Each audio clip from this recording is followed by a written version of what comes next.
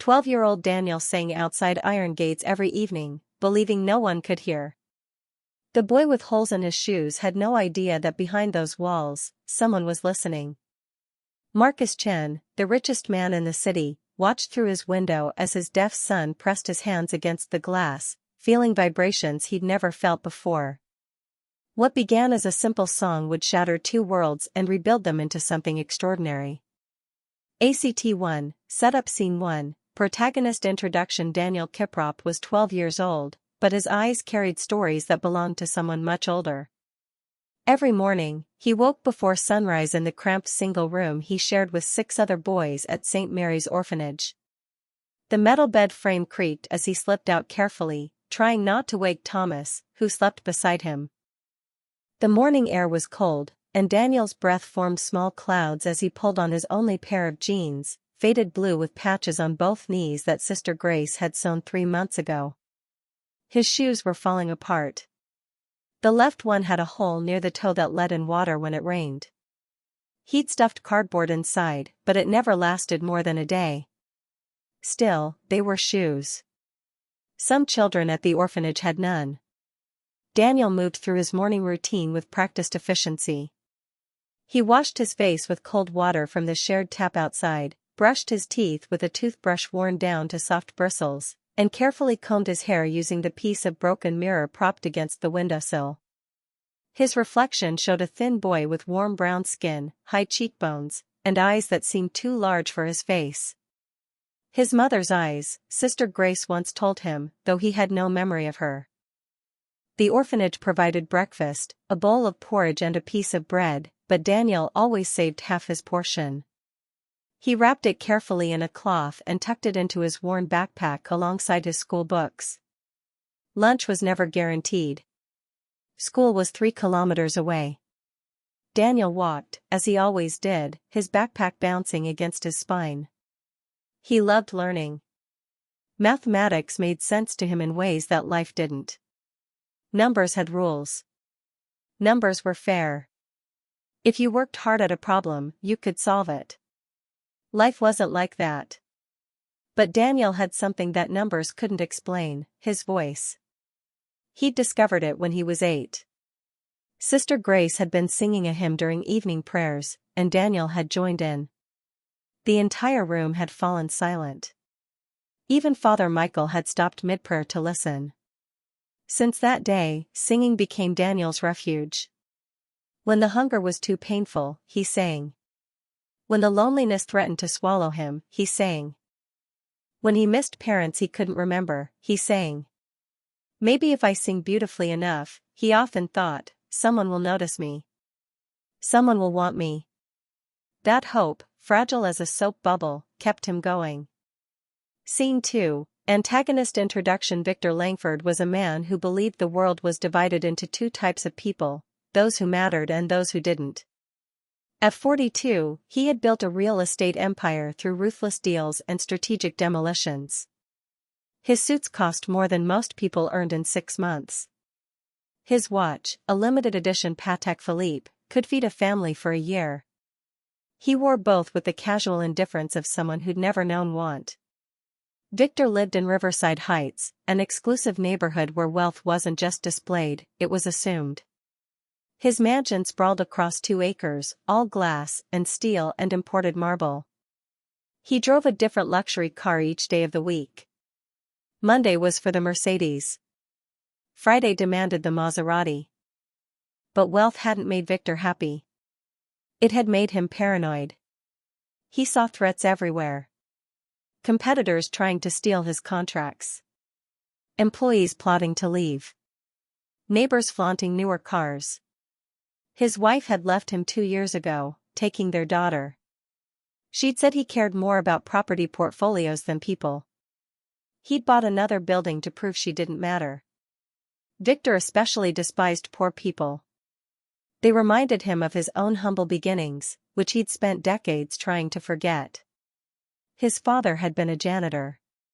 His mother had cleaned houses. Victor had clawed his way up from that poverty, and the climb had made him bitter. If he could escape poverty, why couldn't everyone else? Lazy, he'd mutter, driving past people waiting for buses. Looking for handouts. He contributed nothing to charity. He paid his workers minimum wage and fought every request for raises. When homeless people appeared near his properties, he called police to remove them. Compassion, in Victor's worldview, was weakness. Recently, his mansion expansion had required demolishing several old homes in the adjacent neighborhood. Families had protested. Victor had smiled at their tears and signed the demolition orders anyway. Progress, he called it. Profit was what he meant. Deep inside, beneath layers of expensive cologne and Italian leather, Victor was terrified. Terrified that without his money, he was nothing. That the boy who'd worn second-hand shoes might still be visible. So he spent, and built, and crushed anyone who reminded him of who he'd been. Scene 3, the inciting incident. Daniel discovered the mansion by accident on a Tuesday afternoon. School had ended early, teacher training day, and instead of returning to the orphanage, Daniel had walked. He often did this, exploring the city, imagining different lives. His feet had carried him to Riverside Heights, a neighborhood he'd heard about but never seen. The houses were enormous. Gardens stretched like parks. Through windows, he glimpsed chandeliers and grand pianos and staircases that curved like rivers. Daniel walked slowly, careful not to stare too long. People in neighborhoods like this didn't like poor children looking. That's when he saw it. The Chen mansion stood at the end of a cul-de-sac, surrounded by high walls and iron gates with gold accents. But it wasn't the grandeur that stopped Daniel. It was the music room. He could see through the ground floor window, a baby grand piano, guitars on stands, a cello resting against velvet curtains. A music room. With instruments that probably cost more than the entire orphanage. Daniel stood at the gate, hands wrapped around the cold iron bars, staring. His heart ached with longing so intense it felt physical. To play those instruments. To make music in a room built for it. To belong somewhere beautiful. He didn't realize he'd started singing. The song was one Sister Grace taught him, an old folk melody about a bird searching for home. Daniel's voice rose and fell, pure and achingly beautiful, carrying across the manicured lawn.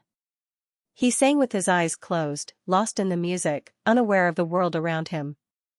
Inside the mansion, 8-year-old Ethan Chen pressed his hands against his bedroom window on the second floor. Ethan couldn't hear the singing.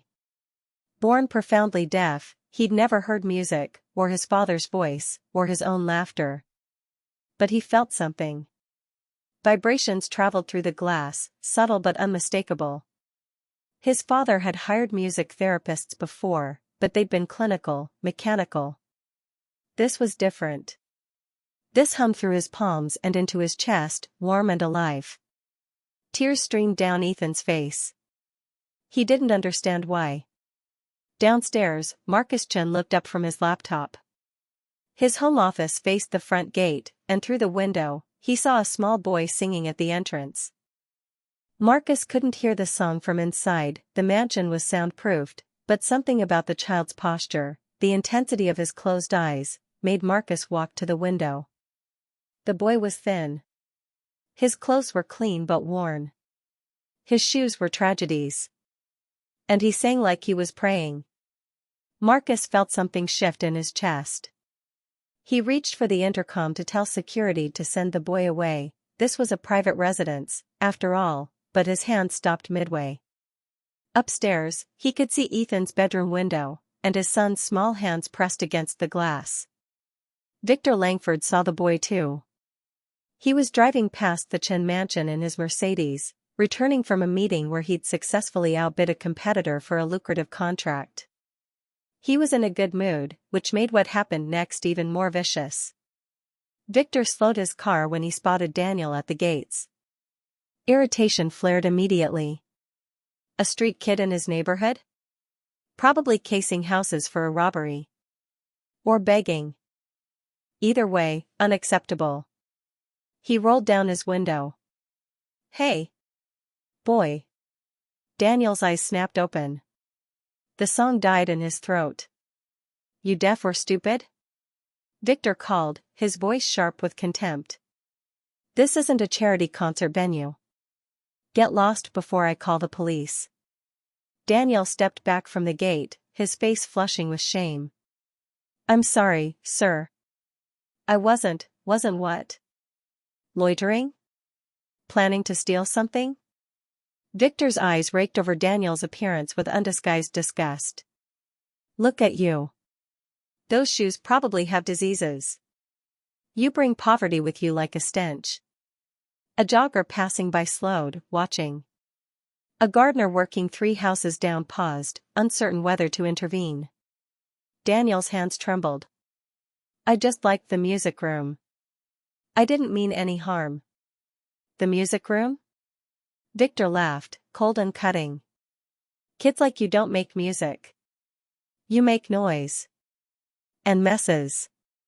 And excuses. He leaned out his window slightly. You want to hear music? Go earn money for a radio. Better yet, go find your parents and ask them why they abandoned you to beg on streets. The words hit Daniel like physical blows.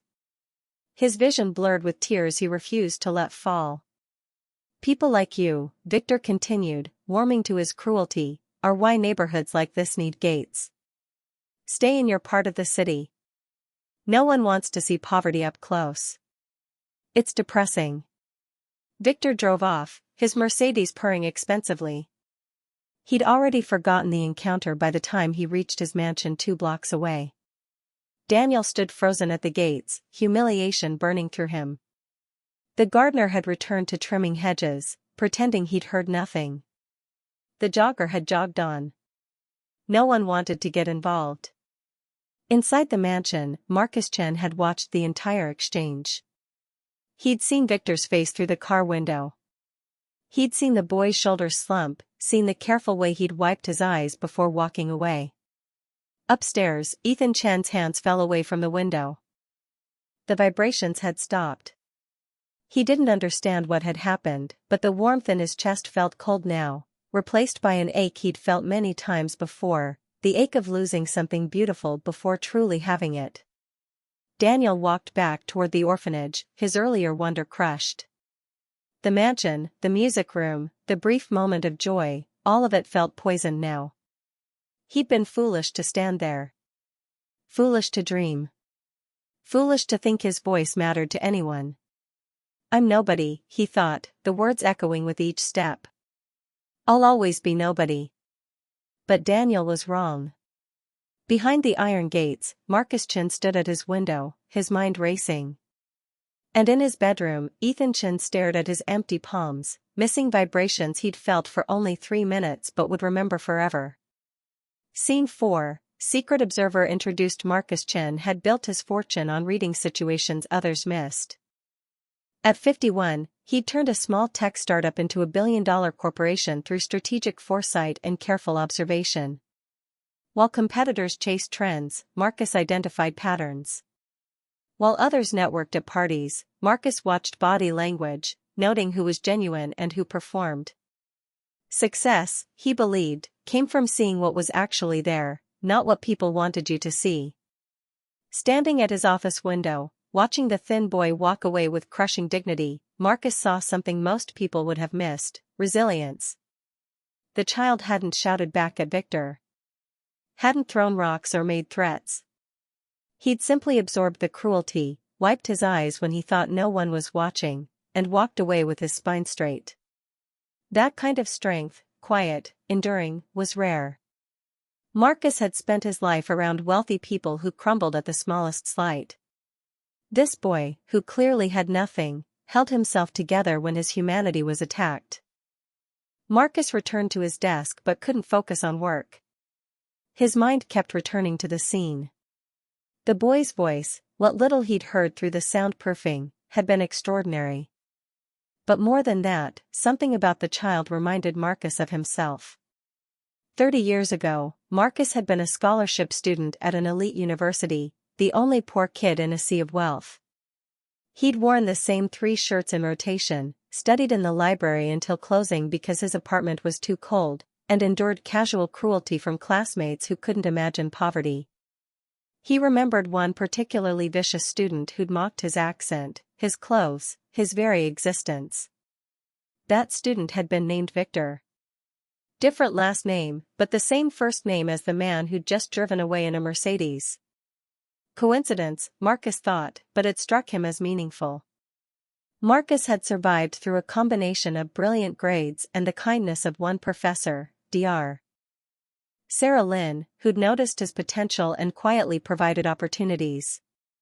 She'd recommended him for internships, connected him with mentors, sometimes left gift cards for the campus bookstore in his mailbox with unsigned notes. She'd never taken credit, never made it transactional. She'd simply believed in him when no one else did. Dr. Lynn had passed away 5 years ago. Marcus had endowed a scholarship in her name, but it had never felt like enough. How do you repay someone who changed your entire life trajectory? Now, watching Ethan still standing at his window looking lost, Marcus wondered if this was his answer. He picked up his phone and called his head of security. David, the boy who was at our front gate 15 minutes ago. Did security cameras catch where he went? Yes, sir. He walked south toward the St. Mary's district. We have him on street cameras for about 6 blocks. Find out where he lives. Discreetly. I don't want him to know he's being observed. May I ask why, sir? Marcus glanced at the empty spot where the boy had stood. Call it curiosity. By evening, Marcus had a full report. Daniel Kiprop, age 12, orphan, excellent student at Riverside Primary, lives at St. Mary's Orphanage. No disciplinary record. Teachers describe him as exceptionally bright but quiet. Known for singing at school assemblies. The report also included photographs. One showed Daniel at school, smiling shyly while holding a certificate for academic excellence. Another showed him helping younger children at the orphanage. In every image, he wore the same clothes Marcus had seen at the gate. Marcus sat in his office long after dark, reading the report 3 times. Upstairs, Ethan slept fitfully, his hands twitching in dreams that might have been reaching for vibrations he'd lost. The businessman in Marcus catalogued the situation clinically: exceptional talent, difficult circumstances, minimal resources, maximum potential. The father in him saw his own son's rare moment of connection, glimpsed and lost. The man who'd once been poor saw himself, 30 years ago, invisible and desperate. All 3 perspectives reached the same conclusion. But Marcus Chen hadn't become a billionaire by being impulsive. He made decisions carefully, with full information. This situation required observation, planning, strategy. He wouldn't rush in. He would watch, learn, and when the moment was right, he would act. What Marcus didn't know, what no one knew yet, was that Victor Langford's cruelty had set events in motion that would entangle all their lives. That a 12-year-old boy's voice would become the thread pulling 3 families toward a collision that would change everything. Daniel had no idea his life was about to transform. He fell asleep that night in his narrow bed at the orphanage, believing he was still invisible. But someone powerful was watching now. And Marcus Chen, who'd built an empire on seeing what others missed, saw Daniel Kiprop with perfect clarity. The question wasn't whether to help. The question was how to do it without crushing the boy's dignity in the process. ACT 2, Rising Action Scene 5, Aftermath and Daily Struggle. Daniel didn't return to the mansion. The humiliation was too fresh, the memory of Victor's words too sharp. Instead, he threw himself into routine, the one thing he could control. Wake before sunrise. Wash with cold water. Walk to school. Study. Sing quietly when no one was listening. Pretend the ache in his chest was from hunger, not loneliness. Sister Grace noticed the change immediately. She'd run St. Mary's Orphanage for 23 years and could read children the way farmers read weather. Thursday morning, she found Daniel in the courtyard, scrubbing the already clean floor with intense focus. Daniel, she said gently, the tiles are clean enough to perform surgery on. He didn't look up. Just being thorough, sister. She knelt beside him, her old knees creaking. What happened? Daniel's hand stilled. For a moment, Sister Grace thought he might share. But he simply shook his head. Nothing, sister. I'm fine. She didn't push. Orphans learned early to protect their pain, keep it private. She simply rested her hand on his shoulder, a brief touch that said I see you, and stood. Daniel finished scrubbing and went to school. In mathematics class, he solved every problem correctly but volunteered no answers. During lunch, he sat alone under the acacia tree, eating his half portion of breakfast while other children played football. His best friend, Moses, tried to coax him into joining. Come on, Daniel. We need another player. I'm studying. You're staring at a closed book. Daniel opened the book. Moses sighed and left him alone. The truth was, Daniel couldn't stop replaying Victor's words. Kids like you don't make music. You make noise. The sentence circled his mind like a vulture. He'd spent years believing his voice was his gift, his one special thing. But maybe Victor was right. Maybe it was just noise. Maybe Daniel had been fooling himself, and everyone had been too polite to say so. That evening, Sister Grace organized evening prayers as always. She asked Daniel to lead the opening hymn. He shook his head. I'm tired tonight, sister. Maybe Thomas can lead. Sister Grace's eyebrows rose. Daniel never declined to sing, but she nodded and asked Thomas, who fumbled through the hymn with enthusiasm but little pitch control. The other children exchanged confused glances. Where was Daniel's voice? After prayers, Daniel retreated to his bed.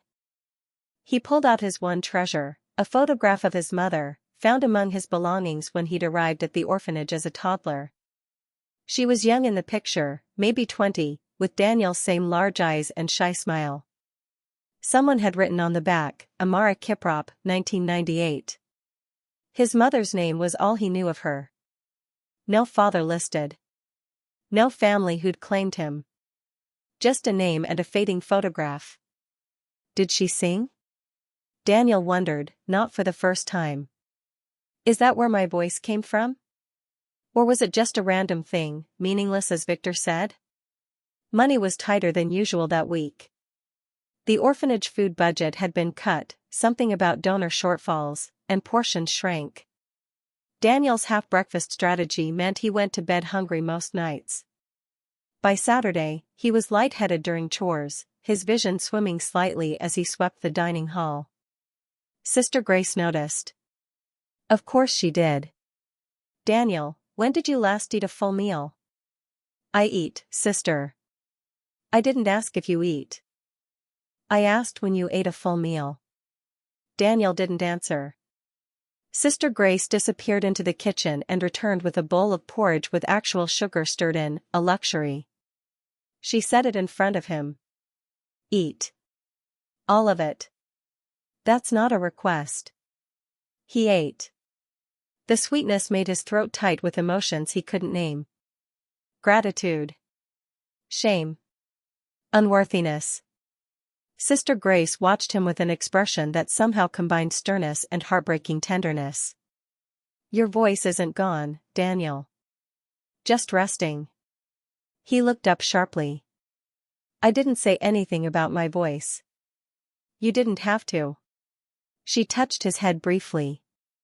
Whatever happened, whoever said something that hurt you, they were wrong. Your voice is a gift. Don't let anyone convince you otherwise. Daniel wanted to believe her. But Victor's face kept appearing in his mind, twisted with contempt.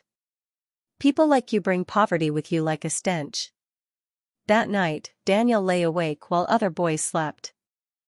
Through the window, he could see stars, the same stars that shone over Riverside Heights, over the mansion with the music room, over places he'd never belong. Maybe I should stop wanting things, he thought. Maybe wanting is what hurts. But even as he thought it, his hands moved unconsciously, fingers pressing against his thin blanket, remembering how it felt to grip the iron gates and look at beauty just out of reach. Wanting was painful. But wanting meant hoping. And without hope, what was the point of anything? 3 days later, Daniel would find something that made hope dangerous again. Scene 6, First anonymous gift. Monday morning began like any other, which made what happened next feel like something from a dream. Daniel walked to school through the usual route, his backpack bouncing against his spine. The morning was cool, and Nairobi's streets were already chaotic with matatus honking and vendors setting up stalls. He'd learned to navigate through crowds efficiently, slipping between people like water through cracks. He arrived at Riverside Primary 40 minutes before the bell, early enough to study in peace, and headed to his usual spot under the acacia tree. That's when he saw it. A small package wrapped in brown paper, tied with simple string, sat precisely where Daniel always sat. His name was written on top in neat handwriting, for Daniel Kiprop. He looked around. The schoolyard was nearly empty, just a few teachers arriving, no students yet. No one was watching him. No one seemed to have left this deliberately. Daniel picked up the package carefully, as if it might disappear. It was light. He untied the string and unfolded the paper. Inside was a pair of shoes.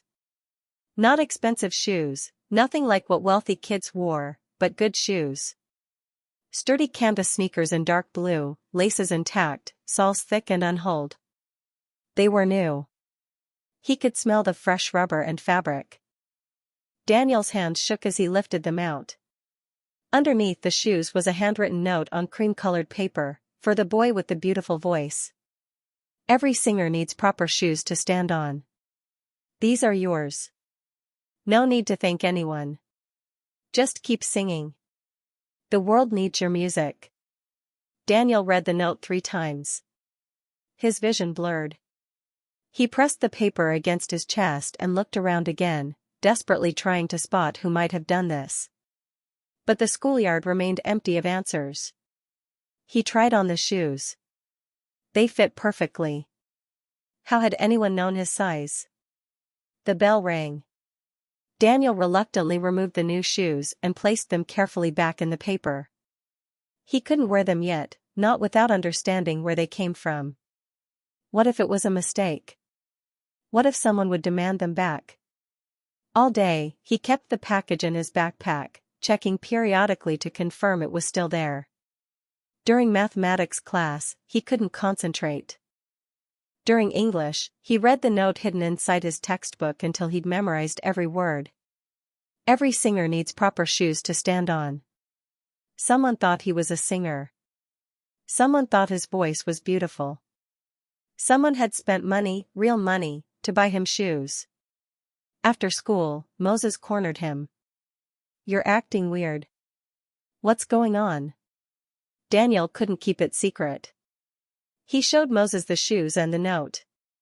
Moses's eyes went wide. Someone gave you these? Who? I don't know. That's amazing. Why aren't you wearing them? What if it's a mistake? Your name is on the package, Daniel. How could it be a mistake? But Daniel couldn't shake his caution. Good things didn't happen to him. There had to be a catch, an explanation that would make sense of this impossibility. He walked back to St. Mary's slowly, the package clutched against his chest. Sister Grace was in the courtyard when he arrived. You look like you've seen a ghost, she observed. Daniel showed her. She read the note, examined the shoes, and smiled, a real smile that crinkled her eyes. Someone saw you, Daniel. Someone with a kind heart. But who? Why? Does it matter? Accept the gift with grace. That's what gratitude looks like. That evening, after prayers, Daniel carefully removed his old shoes, the ones with holes and cardboard, and placed them under his bed. He put on the new shoes. They felt strange, cushioned and secure, like walking on clouds. He took a few steps. Then a few more. Thomas noticed. New shoes? Where'd you get those? Someone gave them to me. Who? I don't know. Thomas shrugged, already losing interest, and returned to his card game with the other boys. But Daniel stood in his new shoes, the note still clutched in his hand, and felt something he hadn't felt since standing at the iron gates: hope. Dangerous, foolish hope. The world needs your music. That night, for the first time since Victor's cruelty, Daniel sang softly as he lay in bed. Nothing loud, just a whisper of melody that the other boys probably couldn't hear. But he heard it. And somewhere in the darkness, under the same stars that covered Riverside Heights, someone heard it too. Miles away, Marcus Chin sat in his home office, looking at the receipt from the shoe purchase. His assistant had handled the delivery, ensuring complete anonymity. The assistant's report confirmed, shoes delivered, note included, Daniel found them.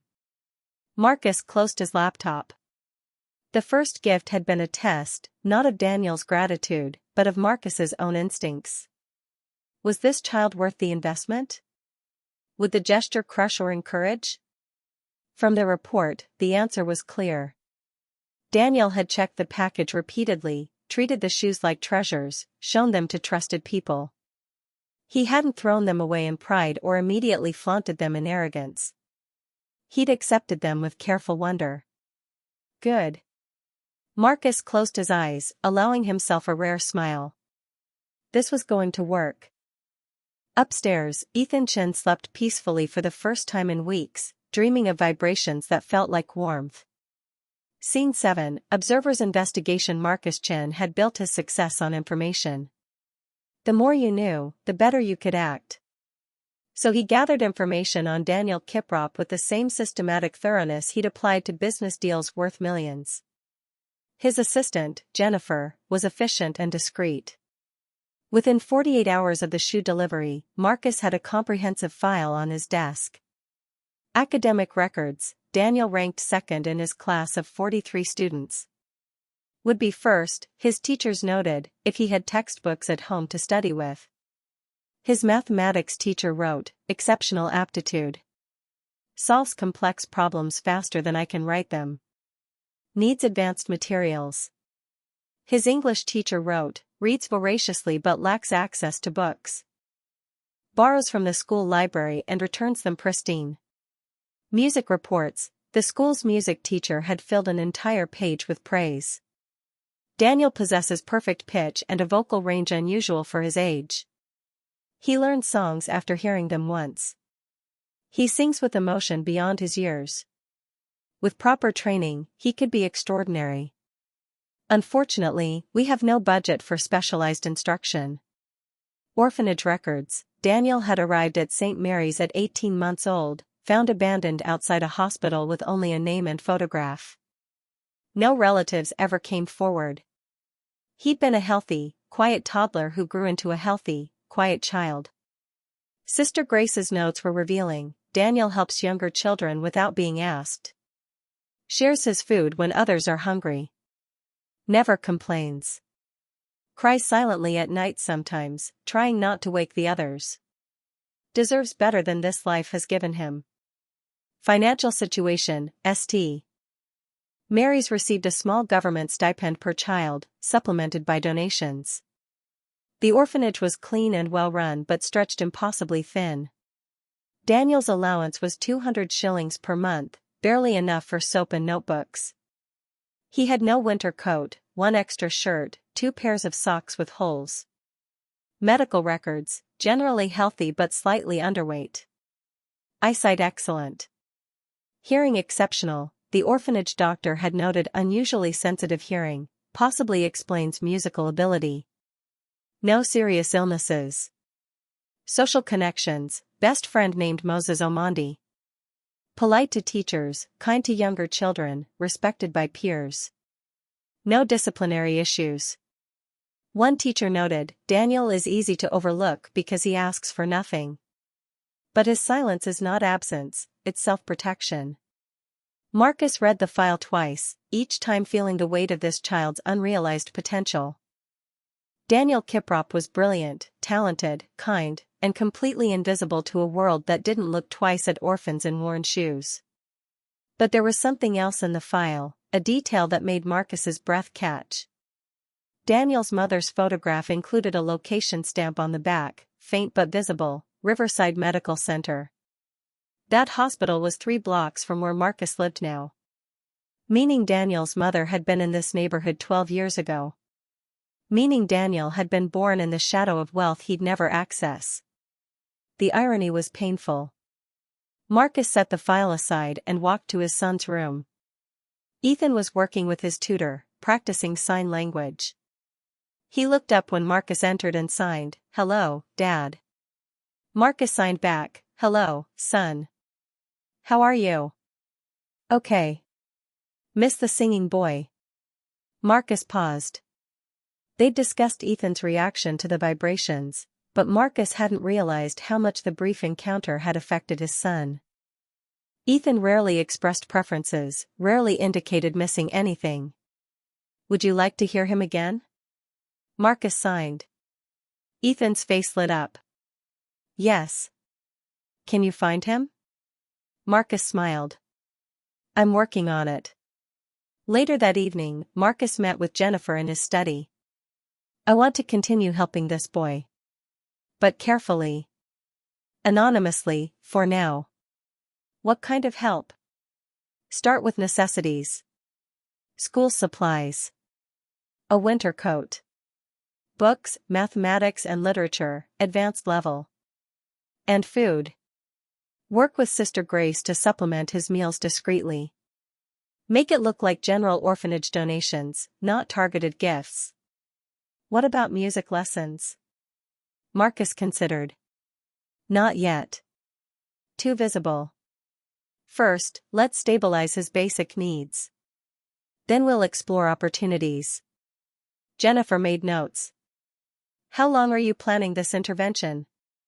Marcus looked out the window toward the city. Somewhere out there, Daniel was probably studying by inadequate light, singing quietly to himself, believing he was still invisible. "As long as it takes," Marcus said. Over the next week, Marcus became Daniel's invisible guardian.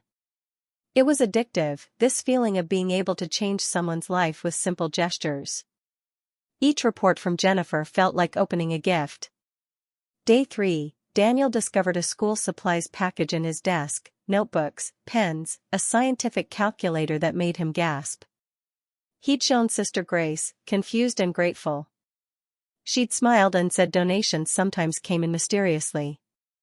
Day 5, a warm winter coat appeared in Daniel's locker, exactly his size, with deep pockets and a hood. He'd worn it immediately, running his hands over the fabric with wonder. Day 7, Sister Grace announced the orphanage had received an anonymous donation earmarked for improved meals. Dinner portions increased. Daniel had eaten seconds, then thirds, his eyes wide with disbelief. Marcus watched the transformation through reports and, occasionally, from his car parked discreetly near the orphanage. He saw Daniel walking taller, smiling more. The boy still studied obsessively, still helped younger children, still sang quietly. But something had shifted. Hope, Marcus recognized. He was witnessing hope take root. But Marcus also saw something else, Victor Langford. Victor owned several properties near St. Mary's Orphanage. Marcus learned through business channels that Victor was planning to buy the block where St. Mary's stood, demolish it, and build luxury condos. The orphanage's lease expired in 6 months. Marcus made a decision. He picked up his phone and called his lawyer. "I want to purchase the building where St. Mary's Orphanage operates. Make it priority. Outbid anyone who's interested. And secure a long-term lease for the orphanage at current rates. I don't want them displaced."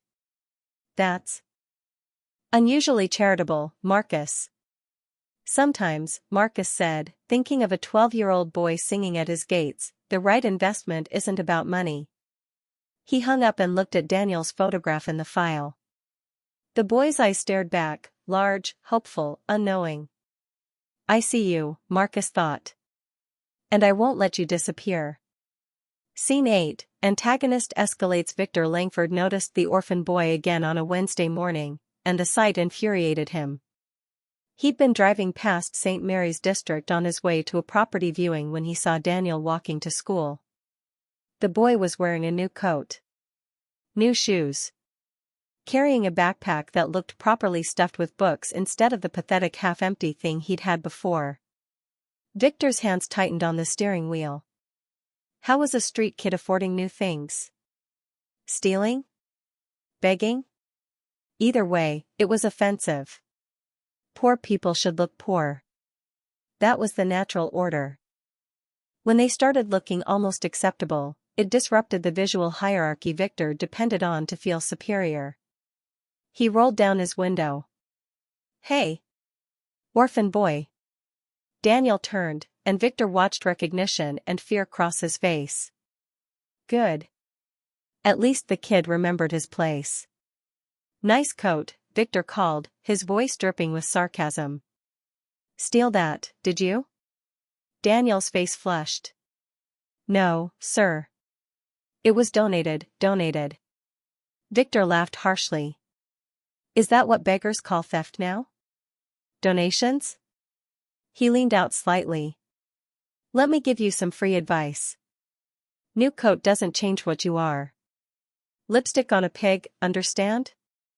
You'll always be an orphan. Always be poor. No amount of charity changes that. Other pedestrians were staring now. A woman with a market basket frowned at Victor. A taxi driver slowed, watching. Daniel stood frozen on the sidewalk, his new backpack clutched against his chest like armor. Why do you hate me? The question came out quiet, genuinely confused. I never did anything to you. The vulnerability in Daniel's voice should have sparked some humanity in Victor. Instead, it triggered rage. How dare this child question him? How dare he stand there looking hurt, making Victor feel like the villain? I don't hate you, Victor said coldly. I hate what you represent. Laziness. Entitlement. People who want handouts instead of working. My father worked 2 jobs. My mother cleaned houses on her knees. They didn't beg. They earned. But kids like you? You sing a little song and expect the world to feel sorry for you. I'm not begging, Daniel said, finding his voice. I study. I work hard. You're an orphan, Victor interrupted. Your own parents didn't want you. That tells me everything I need to know about your worth. The words landed like physical blows. Daniel's eyes filled with tears he fought desperately not to shed. The watching woman gasped softly. The taxi driver shouted, come on. He's just a child. Victor ignored them and drove off, his anger already fading into satisfaction. He'd put the boy back in his place. Reminded him that coats and shoes didn't change reality. What Victor didn't see was the woman approaching Daniel, offering gentle words. Or the taxi driver who stopped to make sure the boy was okay. Or the store owner who came out to offer Daniel water and a piece of fruit. Small acts of kindness trying to counteract one man's cruelty. Daniel accepted the water but declined the fruit, mumbling his thanks and hurrying to school. He arrived late, unusual for him, and sat through classes without participating. His new calculator sat unused on his desk. His coat suddenly felt heavy, conspicuous. Moses found him at lunch. Everyone's talking about some rich guy who yelled at you this morning. What happened? Nothing. Daniel, I said nothing. The snap was so unlike Daniel that Moses backed off, hands raised. Daniel spent lunch alone, the words circling his mind. Your own parents didn't want you. That tells me everything I need to know about your worth. It wasn't true. He knew it wasn't true. Sister Grace had told him repeatedly that his mother probably had no choice, that abandoning him must have broken her heart, that circumstances and love were complicated. But knowing something intellectually and believing it emotionally were different things. Victor's words wormed into the spaces where Daniel kept his deepest fears. What if his mother had seen him and found him wanting? What if she'd looked at baby Daniel and decided he wasn't worth keeping? That evening, Daniel folded his new coat carefully and placed it under his bed. He returned to wearing his old thin jacket. Sister Grace noticed immediately. "Daniel, why aren't you wearing your warm coat? Don't want it to get dirty."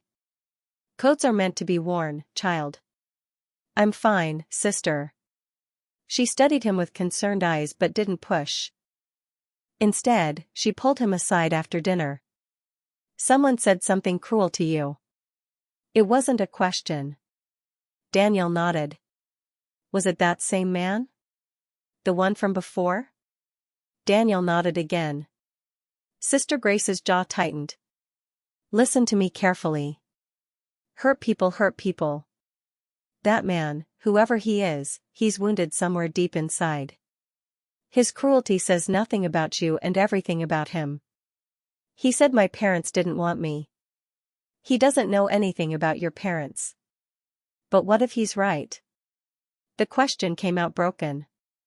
"What if I'm unwantable?" Sister Grace pulled Daniel into a fierce hug. "You are wanted. By me. By God. By everyone in this orphanage who sees your kindness and brilliance. One broken man's opinion doesn't define your worth." Daniel let himself be held, but the doubt had taken root. Victor's words had found the exact wound they were designed to exploit.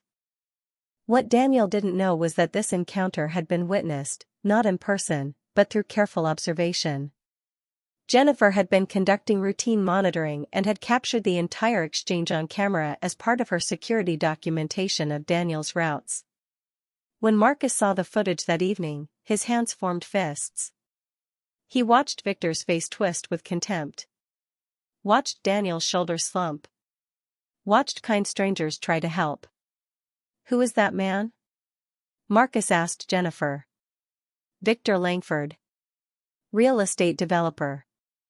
Also, she checked her notes, "the man who's trying to buy the St. Mary's property block." Marcus's expression hardened. "Not anymore, he's not. He made 3 phone calls that night."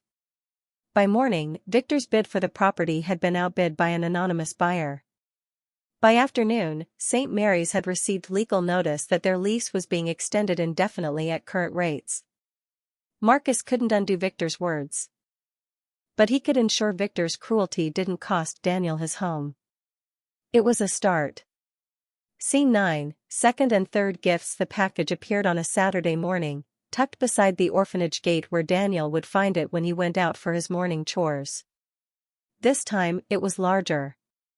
Heavier.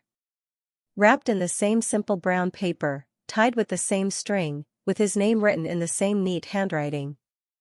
Daniel carried it inside to show Sister Grace before opening it.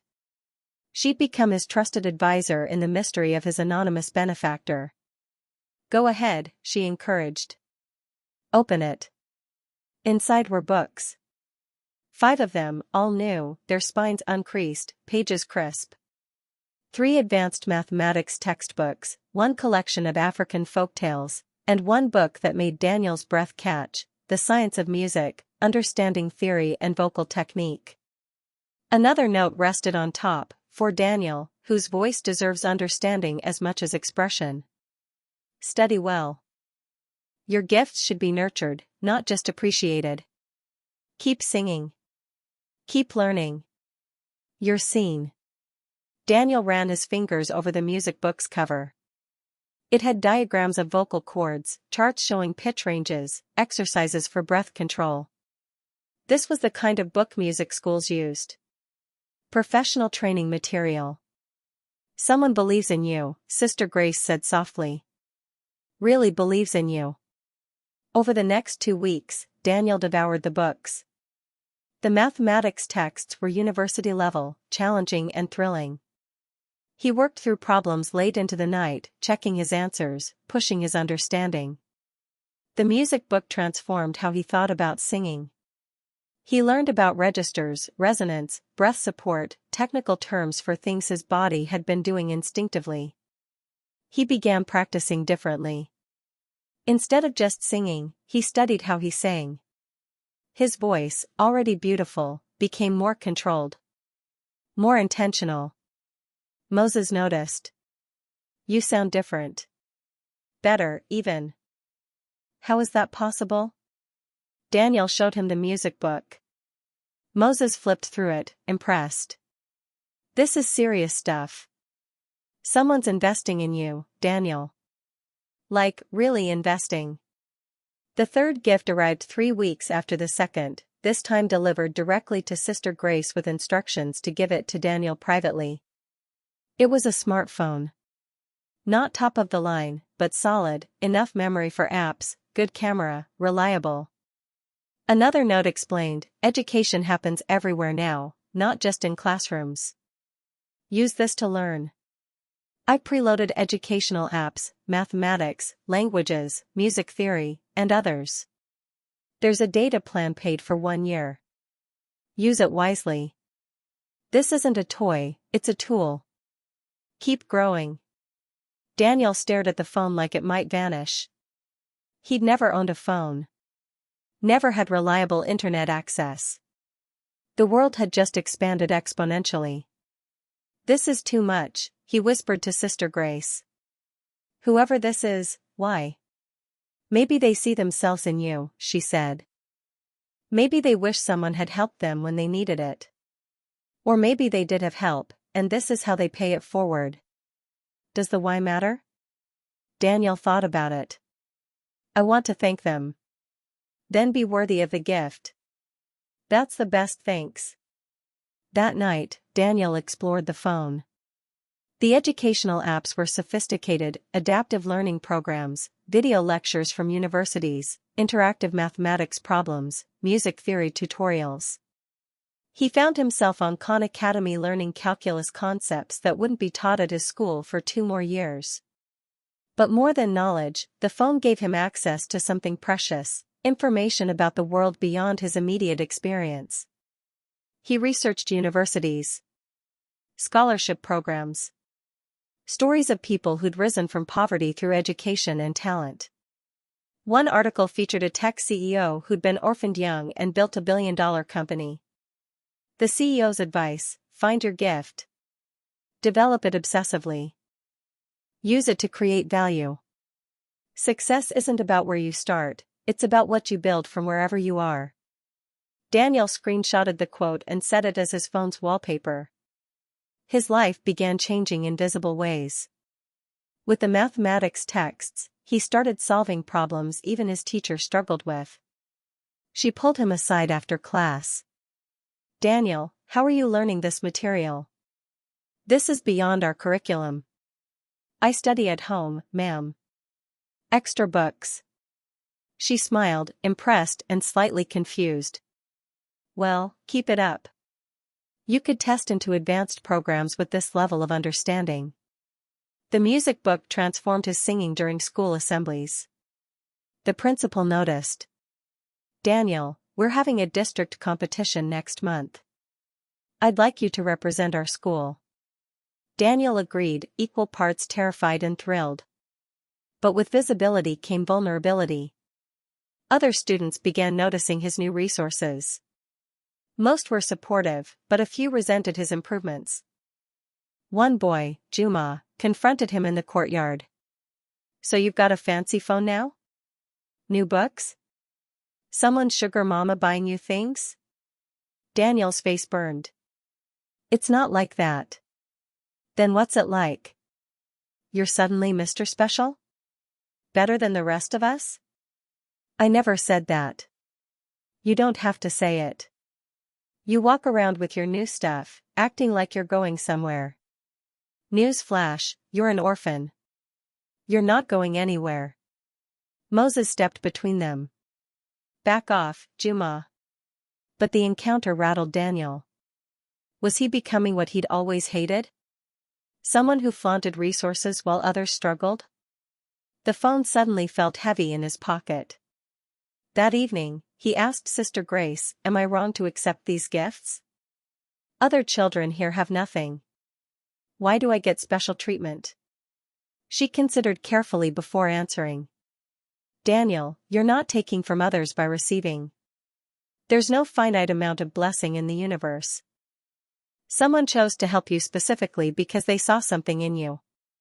Honor that by becoming the person they believe you can be. Then, when you're able, help others the way you're being helped now. Pay it forward, Daniel said quietly. Exactly. He decided to start immediately. He gathered the younger children at the orphanage and offered tutoring sessions using his new books. He helped them with homework, explained difficult concepts, used his phone to show educational videos. Within a week, 5 children were attending his evening study sessions. Sister Grace watched from the doorway, tears in her eyes. This was what generosity looked like when planted in good soil. It multiplied. Miles away, Marcus Jen received Jennifer's report on the gift's impact. Daniel was thriving academically, growing musically, and teaching others. The phone's usage data showed educational apps, research, learning, not games or social media time wasting. He's remarkable, Jennifer said. Exactly what you hoped. Marcus nodded. He's ready for the next phase. Which is?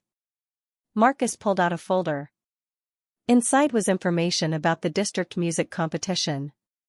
Prize money, judges' credentials, performance requirements. Let's see if his voice can change his future, Marcus said. Officially. The competition was 3 weeks away. Daniel had no idea that his anonymous benefactor was about to escalate from quiet support to active opportunity creation. Or that Victor Langford had noticed the orphan boy's improvements and was planning his own escalation, one driven not by generosity, but by spite. Scene 10, Protagonist's small victory. The district music competition took place in a converted theater downtown, with wooden seats and acoustics designed for performances. Daniel had never been inside before. He arrived with Sister Grace and Moses, wearing his best clothes, still humble, but clean and neat. His new phone held recordings of his practice sessions, his music theory book was practically memorized, and his voice had been trained to precision through weeks of disciplined study. But walking into that theater, surrounded by students from wealthy schools wearing performance outfits and carrying professional sheet music, Daniel's confidence wavered. Maybe I shouldn't be here, he whispered to Moses. You're the best singer I know, Moses said firmly. Just sing like you do at St. Mary's. Like you mean it. There were 23 competitors. Daniel was scheduled 16th. He sat in the audience, watching others perform. Some were technically proficient, hitting every note correctly but without emotion. Others had powerful stage presence but shaky pitch. A girl from the international school sang opera with trained precision that drew strong applause. When Daniel's name was called, he walked on stage with his heart hammering. The stage lights were bright. The audience was quiet. The judges, 3 of them, seated at a table up front, looked bored. They'd been listening to teenagers sing for 2 hours. Daniel was just another contestant. He took his position at the microphone. The accompanist looked at him expectantly, waiting for his song choice. I'll be performing Malaika, traditional, Daniel said. No accompaniment, please. The accompanist looked surprised but nodded and stepped back. The judges exchanged glances. A cappella was risky, no music to hide behind. Daniel closed his eyes. For a moment, he was back at the orphanage, singing evening prayers. Back at the iron gates, lost in music for its own sake. Back in every moment when singing had been his refuge and his truth. He opened his mouth and sang. His voice filled the theater with a purity that made people sit up straighter. The song was simple, a traditional love song known by everyone, but Daniel sang it like prayer. Each note was placed with care, vibrating with emotion that transcended technique. He sang of longing, of hope, of beauty glimpsed but never held. In the audience, Moses felt tears on his face. Sister Grace closed her eyes, lips moving in silent gratitude. A judge reached for her water glass with a slightly trembling hand. Daniel sang the final note, letting it fade naturally into silence. For 3 seconds, the theater was completely still. Then applause erupted. Not polite competition applause, genuine, moved applause. People stood. The girl who'd sung opera was clapping enthusiastically, her own competitive spirit overridden by appreciation for real artistry. The head judge, a stern woman named Professor Wamboe, leaned into her microphone. "That was extraordinary. Where did you train?" Daniel blinked, coming back to himself. "I didn't, ma'am. I mean, I have a book. Music theory. I study it. But no formal training." The judges looked at each other. Professor Wamboe made a note on her paper. "Thank you, Daniel. That will be all." He walked off stage in a daze. Moses grabbed him in a hug. "You were incredible. Did you hear that applause?" Sister Grace just smiled, saying nothing, letting Daniel process. The remaining 7 competitors performed, but the energy had shifted. Everyone knew what the highlight had been. When the judges announced results an hour later, Daniel was sure he'd placed 3rd, maybe 2nd if he was lucky. The opera girl would obviously win, she'd been professionally trained, polished. Professor Wamboe stood at the microphone. "3rd place, from Westlands Academy, Sarah Mwangi." Applause. Sarah accepted her certificate graciously. "2nd place, from International School, Emily Odiambo." The opera girl walked up, smiling but looking slightly disappointed. She'd expected 1st. And 1st place, by unanimous decision of all 3 judges. Professor Wamboe paused dramatically. "From Riverside Primary, Daniel Kiprop." The theater exploded with applause. Daniel sat frozen in his seat until Moses physically pushed him to stand. He walked to the stage in shock, accepting the certificate and medal with shaking hands. Professor Wamboe shook his hand.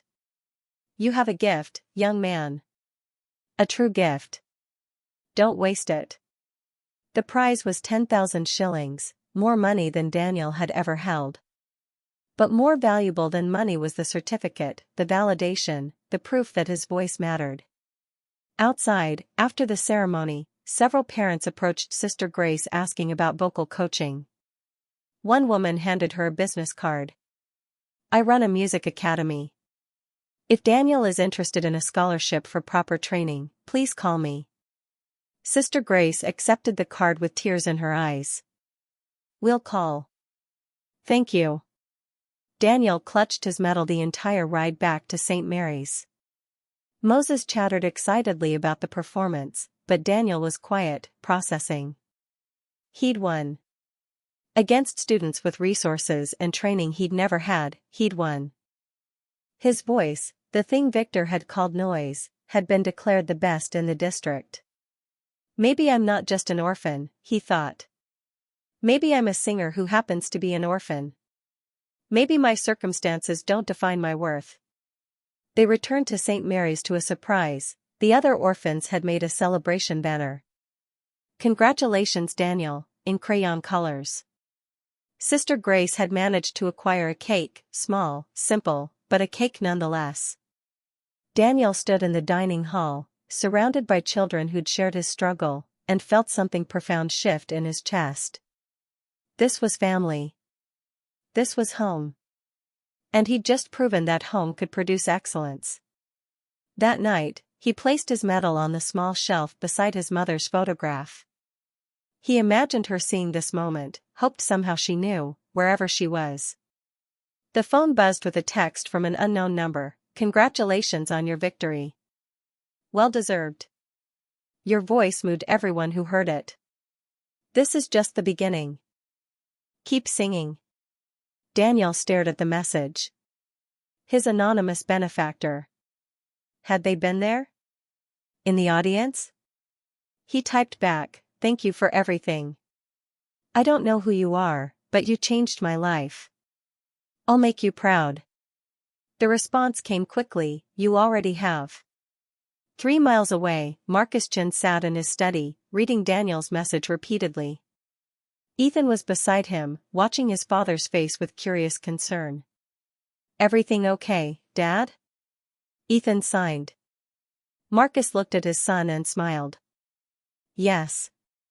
Very okay. I think it's almost time." "Time for what?" "For someone special to meet someone else special."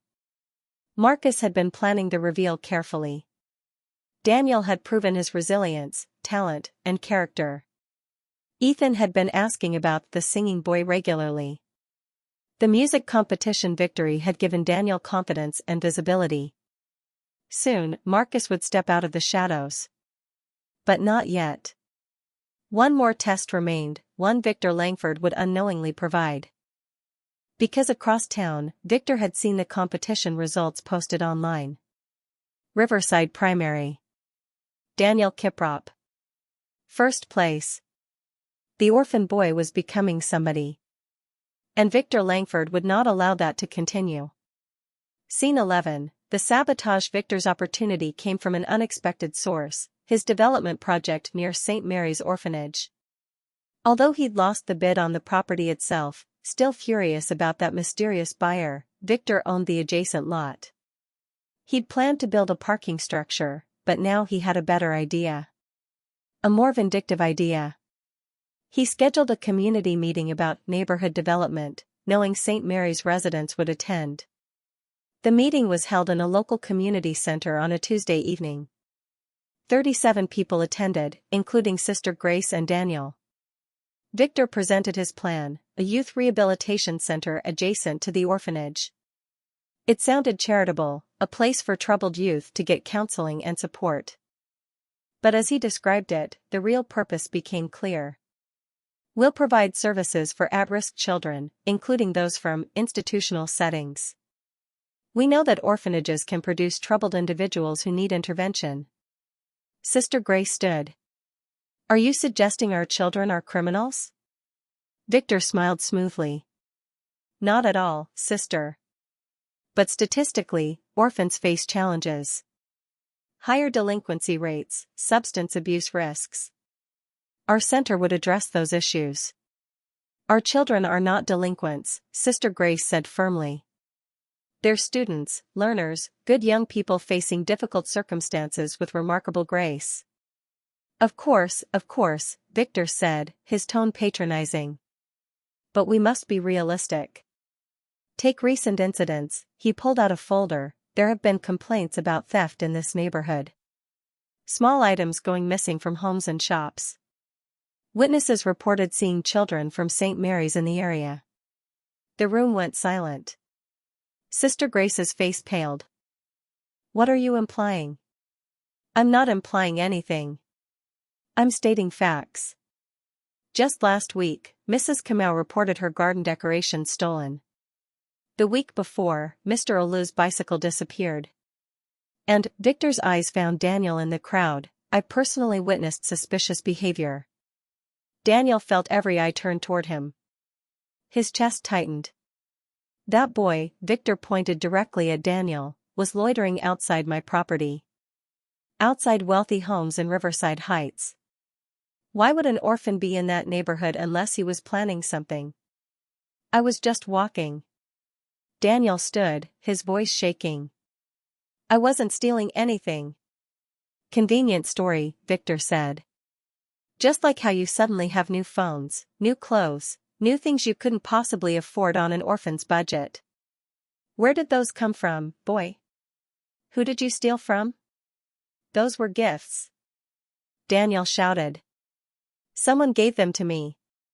Anonymous gifts. How convenient."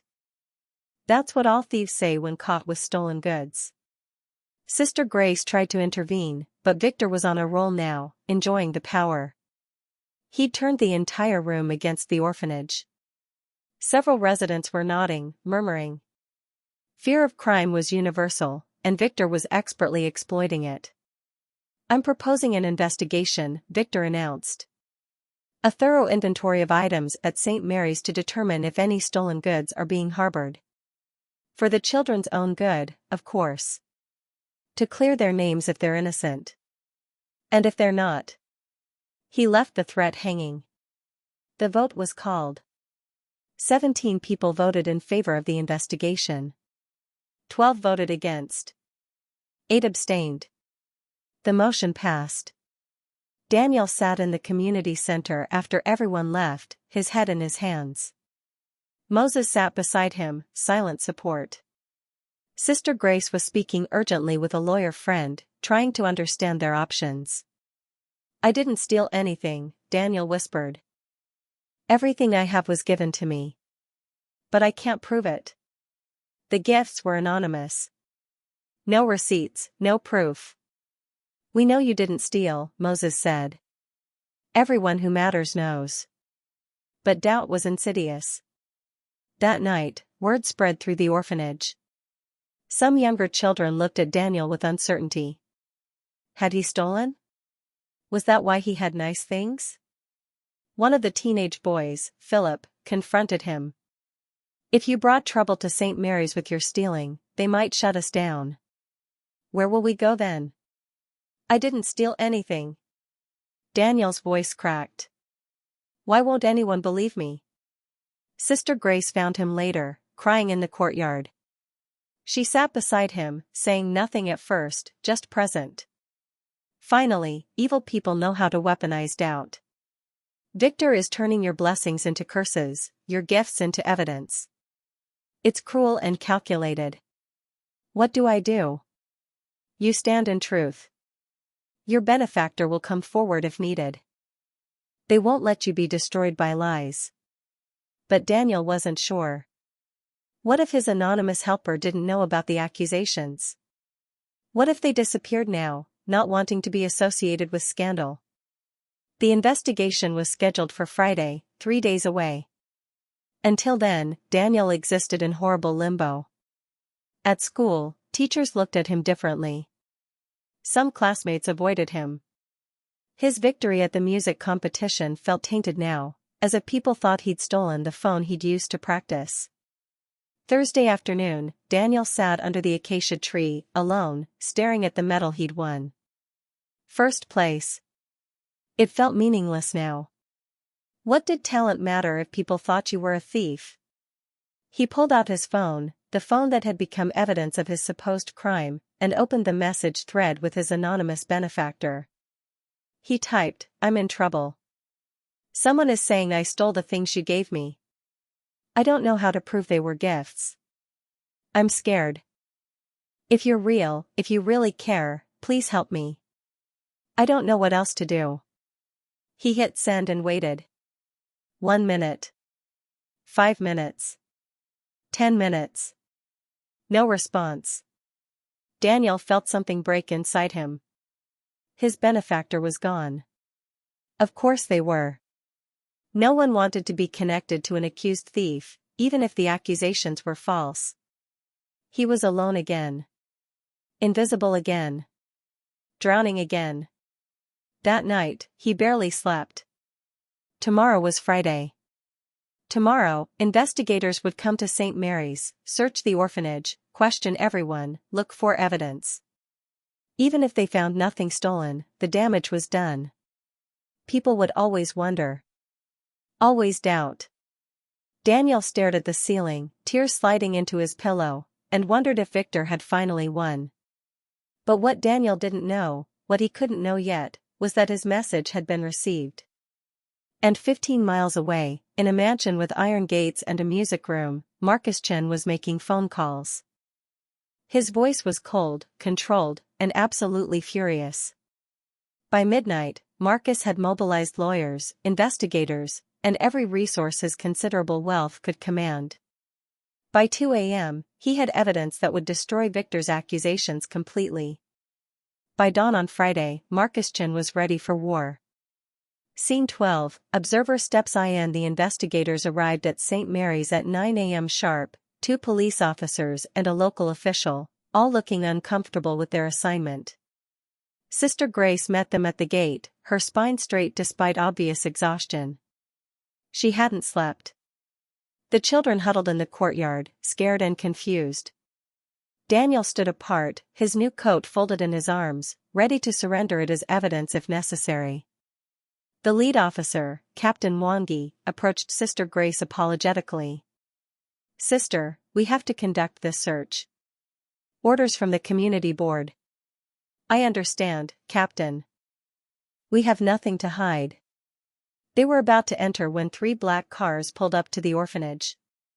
Expensive cars, the kind that didn't belong in this neighborhood. From the first car emerged a woman in an impeccable business suit carrying a briefcase. From the second, 2 more people in professional attire. From the third, Marcus Chen stepped out. He was tall, composed, wearing a simple but clearly expensive suit. His presence radiated authority. Everyone, officers, officials, Sister Grace, children, stopped and stared. Marcus walked directly to Captain Mwangi. "Captain, I'm Marcus Chen. Before you proceed with this investigation, I need to present evidence relevant to the allegations." The captain looked confused. "Mr. Chen, with respect, this is a routine community investigation.